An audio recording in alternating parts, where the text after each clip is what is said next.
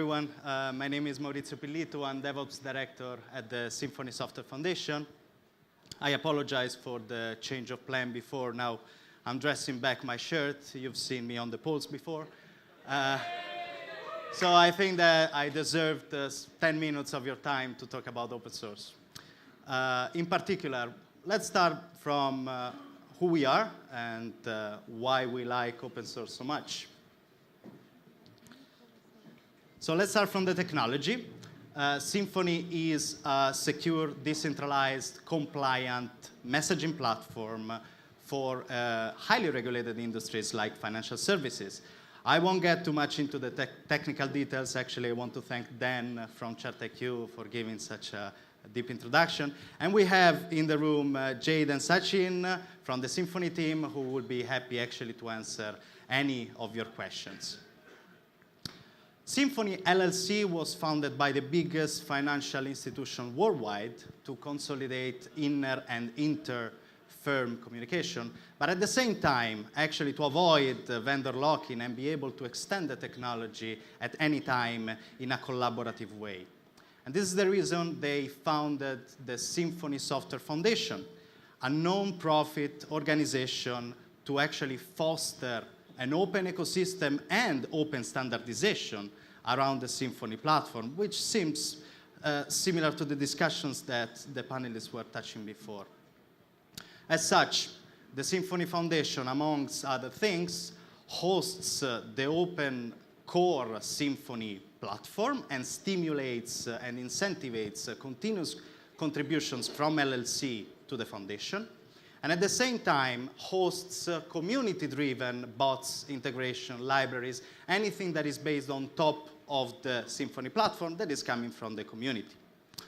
As you can see, we are open source. We are born and raised in open source, and it's part of our DNA. Looking at some of the numbers that were published by Black Duck in the Future of Open Source survey in 2006, we can clearly see that open source is massively adopted, and the numbers are growing. So we have a plus 5% on consumption and a plus 2% on contribution since last year. However, when we look at the number of firms that commit dedicated resources to open source development or define formal policies for selecting and approving open source code, let me remove the chairs so you can read it, actually. The numbers are quite lower than expected, which actually points the finger pretty much at how we do open source, right? From a role perspective, we have basically two players here, consumers and contributors. And they are both in, let's say, the awareness and the maturity of these two players in open source is more of a personal journey, right? Most commonly starts with consumption, goes through contribution, commitment, and compliance. But at the same time, compliance is very important at the starting point when you consume software, because compliance gives you the tool to understand if a project does what you need, if it's reliable, if it's secure, or if you actually can use it because it's compatible with your firm bylaws in the first place. This is why compliance is so important to us and for our industry and for the foundation. So let's have a quick deep dive into compliance. We can destructure compliance in basically three items. Metrics, which is what we track. KPIs, which is actually how we give a number, how we measure our achievements, and measurements, which is basically how we produce a KPI, how we produce a number. Preferably, measurements are automated so that we can rely on a constant flow of data points, which are eventually delivered to the end user. To give you some examples, a typical metric is project activity. A typical KPI for that metrics is, I don't know, I'm just thinking the simplest one.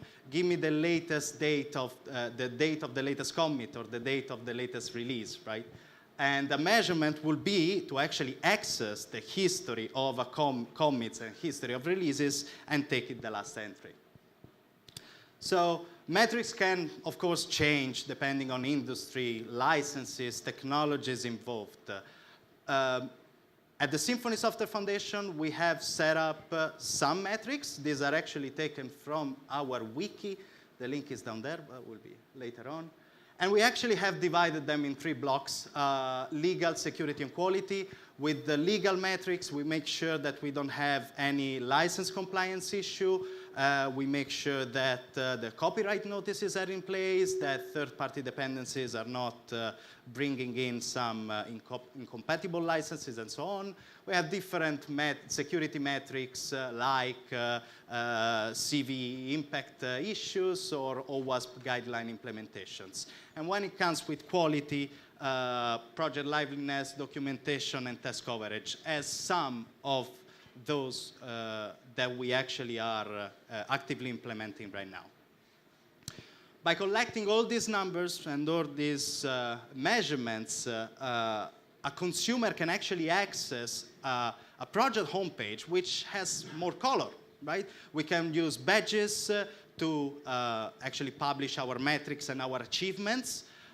We can use graphics for trends and history of our achievements. And then we can use user guide and installation manual to simplify consumption. One of the, probably the most important, in my opinion, element of a project homepage is to provide an overall level of project quality. The Symphony Software Foundation have designed a project lifecycle that every project adheres to, which is composed of 4 phases, actually not 3. We added one last week, I think. The first phase is incubating, which is the first one that a project lends to. And it's more of the experimentation and innovation phase of a project. The active phase is for those projects that adhere to an established level of compliance. Then we have long-term maintenance, which are the projects that are maintained but have, let's say, reached a functional completeness. And then we have the archived phase, which is for park projects, those who are no longer active. Now, we have completed here our tour as open source consumers, and we have actually seen where compliance can play an important role. What does the contributor now has to do in order to enable a consumer to access this data?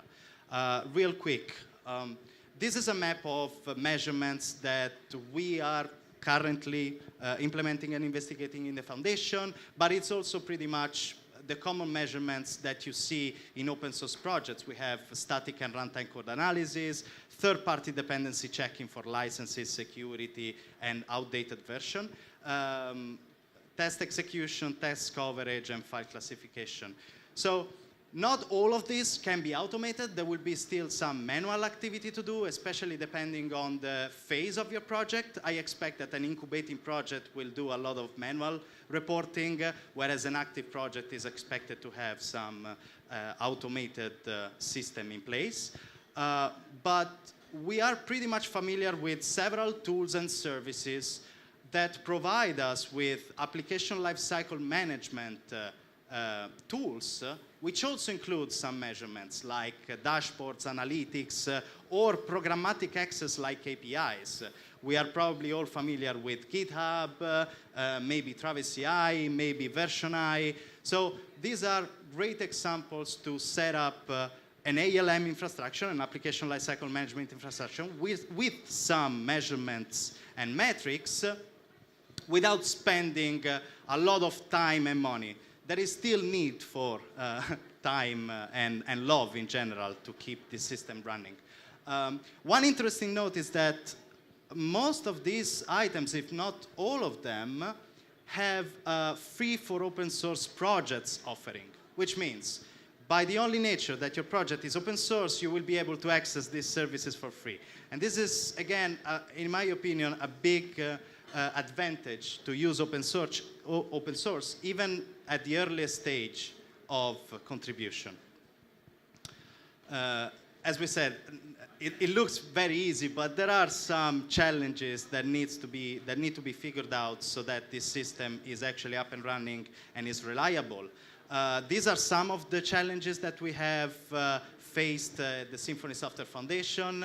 Complexity, of course, scales depending on the amount of projects, contributors, custom metrics, or specific secrets management requirement, as it happens for the REST API for Symfony, and how many platforms and ecosystems you support.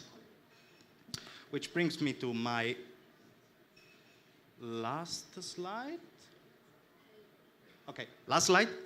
And actually, the takeaway for this very quick presentation. I think we believe, at the Symphony Software Foundation, we believe that open source is a great opportunity for consumers to have a low-risk, high-value approach to technologies, for contributors to actually meet that level of requirements from the consumer and share best practices, infrastructure, and KPI automations and metrics. The Symphony Software Foundation is actually aiming at helping both, starting from consumption and ending with proper contribution lifecycle. We are actually willing to follow you in your open source journey. Thank you very much for your attention. You can see the slides. The slides will be public on the blog, and you can follow us on Twitter.